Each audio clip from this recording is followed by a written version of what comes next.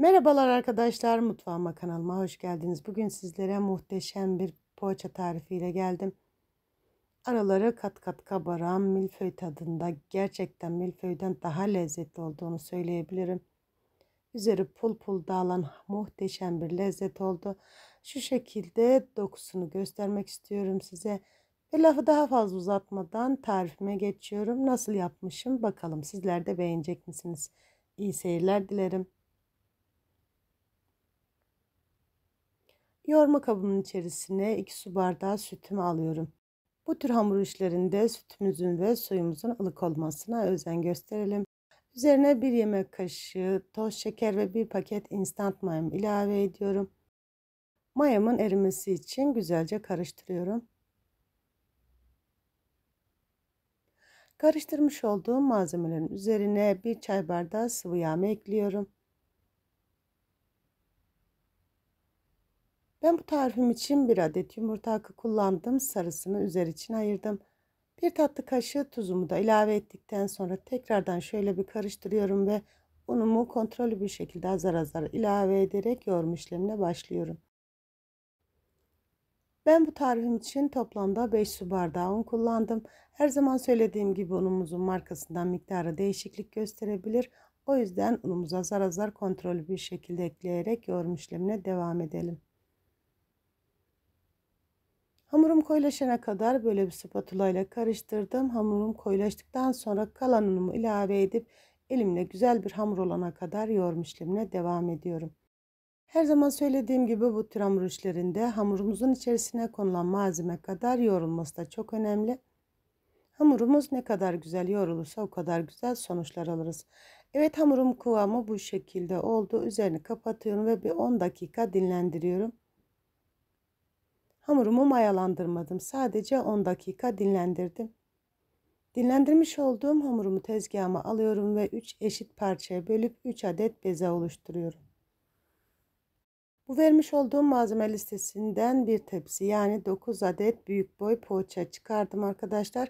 Siz daha fazla yapmak isterseniz malzeme listemizi katlarıyla çoğaltabilirsiniz. Evet, bu şekilde 3 adet bezemi aldım. Üzerini kapatıyorum. Yine bir 3-4 dakika dinlenmeye alıyorum. Bezelerimizin dinlenmesi hamurumuzun daha kolay açılmasını sağlayacaktır. Evet, şöyle 3-4 dakika daha dinlendirdim. Görmüş olduğunuz gibi hamurlarım gayet güzel bir şekilde yumuşadı ve de mayasını aldı. Ve altını üstünü güzelce unlayarak hamurlarımı açma işlemine başlıyorum. Büyük boy fırın tepsisi boyutunda açacağım. Hamurumu açarken özellikle kenarlarına bastırıyorum. Hamurumun her tarafının eşit şekilde, eşit kalınlıkta olması için. Ben hamurumu açarken tekrardan un ilavesi yapmadım. Şayet hamurunuz yapışırsa birazcık daha un ilavesi yapabilirsiniz. Evet, görmüş olduğunuz gibi hamurumu tepsi büyüklüğünde açtım. 3 hamurumu da aynı şekilde açtım. Videomuzun tutup sizi bunaltmamak adına o bölümleri göstermedim. Bütün hamurlarımı açtım, hazırladım. İlk açmış olduğum hamurdan başlayarak yağlama işlemine geçiyorum. Hamurumu yağlamak için 200 gram kadar tereyağı erittim arkadaşlar. Siz dilerseniz tereyağı sıvı yağ karışımı da kullanabilirsiniz. Ben bu tür hamur işlerinde gerçekten tereyağı çok yakıştırıyorum. Evet, yağlamış olduğum hamurun üzerine diğer hamurumu da aynı şekilde seriyorum. Ve bütün hamurlarım bitene kadar her katını yağlayarak bu şekilde çekiştirerek hepsinin eşit düzeyde, eşit boyutta olmasını sağlıyorum. Evet arkadaşlar, siz videomu izlerken benim de sizden ufacık bir ricam olacak. İlk defa sizinle bu videoda karşılaşıyorsak bu ve bunun gibi güzel tariflerim için kanalıma ücretsiz bir şekilde abone olmayı ve yepyeni tariflerimden haberdar olmak için bildirim zil sesini açmayı unutmayın lütfen. Kanalımın büyüyüp güzel yerlere gelmesi için sizin desteklerinize çok ihtiyacım var ve ben sizin destekleriniz sayesinde kanalımın büyüyüp çok güzel bir yerlere geleceğine gönülden inanıyorum.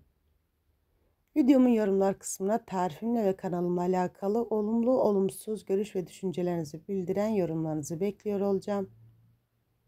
Ayrıca beğenmiş olduğunuz videolarımı sosyal medya hesaplarınızdan dostlarınızla ve arkadaşlarınızla da paylaşarak bana destek olabilirsiniz. Şimdiden destekleriniz için çok ama çok teşekkür ediyorum. Evet arkadaşlar, ben sizinle sohbet ederken son hamurumu da görmüş olduğunuz gibi yağladım ve yağlamış olduğum hamurun üzerine parmak uçlarımla birazcık un sepeledim. Ve şekilde görmüş olduğunuz gibi katlamalar yapıyorum. Gerçekten görüntüsüyle, lezzetiyle, kıvamıyla inanın muhteşem bir tarif oldu. Ne diyoruz? İnşallah dener ve daha güzellerini yaparsınız. Şayet tarifimi denerseniz videomun yorumlar kısmından sonuçları benimle paylaşmanızı önemli rica ediyorum. Evet, şekilde görmüş olduğunuz gibi hamurumu güzelce katladım. Her tarafının eşit kalınlıkta olması için şöyle elimle bastırıyorum. Düzeltmiş olduğum hamurumu şu şekilde 3 parçaya bölüyorum. Hamurlarımı buzdolabımın buzluk kısmında 10-15 dakika dinlendireceğim içerisindeki yağının donması için. Ben bu hamur mayalandırma, hamur bekletme işlerini çok seviyorum arkadaşlar.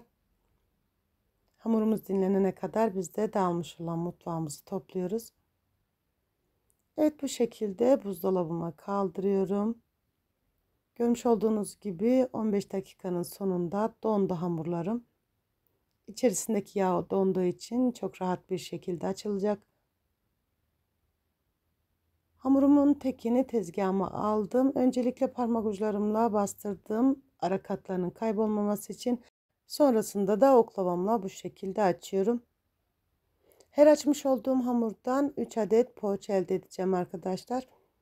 Benim poğaçalarım bayağı bir büyük oldu. Siz dilerseniz daha küçük parçalar haline getirip daha fazla poğaçalar çıkartabilirsiniz ve de daha küçük poğaçalar elde edebilirsiniz.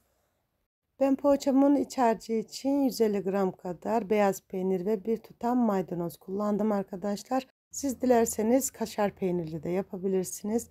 Hatta un kavurarak içli keteler de elde edebilirsiniz. Bu hamur bir kete hamuru arkadaşlar. Dilediğiniz gibi kullanabilirsiniz bu hamurumuzu. Evet, hamurumun kenarları biraz kalın olduğu için tekrardan oklavayla bastırıyorum. Ve bu şekilde açıyorum. Görmüş olduğunuz gibi içerisine bir tatlı kaşığı peynirimi ilave ediyorum. Ve zarf şeklinde katlayıp kare bir form verip tepsime yerleştiriyorum. Bütün hamurlarım bitene kadar aynı işleme devam ediyorum. Hamurumun kenarı düzgün olmadığı için bu şekilde bir parça kopardım. Onu tekrardan değerlendirdim. Küçük parçalar haline getirip poğaçalarımın içerisine ekledim arkadaşlar. Buna da değinmeden geçemeyeceğim. Hamurumuzu asla israf etmiyoruz. Evet, şekilde görmüş olduğunuz gibi bütün hamurlarımız bitene kadar aynı işleme devam ediyoruz. Bu şekilde poğaçalarımızı yapıp tepsimize alıyoruz. Ben poğaçalarıma 10 dakika tepsi maya saldırdım arkadaşlar. Sizin vaktiniz yoksa hazırlamış olduğunuz poğaçaları soğuk fırında pişirmeye gönderirseniz fırınımız ısınana kadar tepsi mayası alıp sonrasında pişme işlemine devam edecektir. Bu da bilginize. Evet, bu şekilde poğaçalarımı hazırladım. Tekrardan üzerlerine şöyle bir bastırıyorum. Ve üzerini kapatıp 10-15 dakika tepsi mayası alması için dinlenmeye bırakıyorum. Evet, 10-15 dakikanın sonunda poğaçalarım görmüş olduğunuz gibi kabardı. Çok güzel bir hal aldılar. Poğaçaların üzerine ayırmış olduğum yumurta sarısını güzelce sürüyorum. Yumurta sarısının içerisine de bir tatlı kaşığı sıvı yağ ilavesi yaptım. Biraz incelttim yumurta sarısını. Tam da bu esnada fırınımı 200 dereceye ayarladım ve ısınmaya bıraktım. Ben poğaçalarımın üzeri için çörek otu ve susamdan yardım aldım. Siz dilerseniz haşhaş da ilave edebilirsiniz. Hatta hiçbir şey kullanmadan bu şekilde de pişirebilirsiniz. Gerçekten her haliyle muhteşem oluyor. Evet, poğaçalarımın üzerine çörek otumu ve susamımı da serpiyorum. Ve önceden ısıtmış olduğum 200 derece fırınıma pişmeye gönderiyorum. Benim poğaçalarım 200 derecelik fırında 20 dakikada pişti.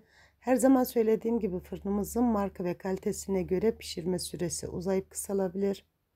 O yüzden poğaçalarımız pişerken kontrollü bir şekilde pişirmeye özen gösterelim. Evet, poğaçalarım fırından çıktı. çıktı. Şu şekilde yumuşaklığını sizlerle paylaşmak istiyorum. Hala çok sıcaklar. Biraz dinlendireceğim. Evet, 10-15 dakika dinlendirmiş olduğum poğaçalarım sunuma hazır. Şu şekilde yakından da size göstermek istiyorum. Yumuşaklığını görüyorsunuz arkadaşlar. Gerçekten harika oldu.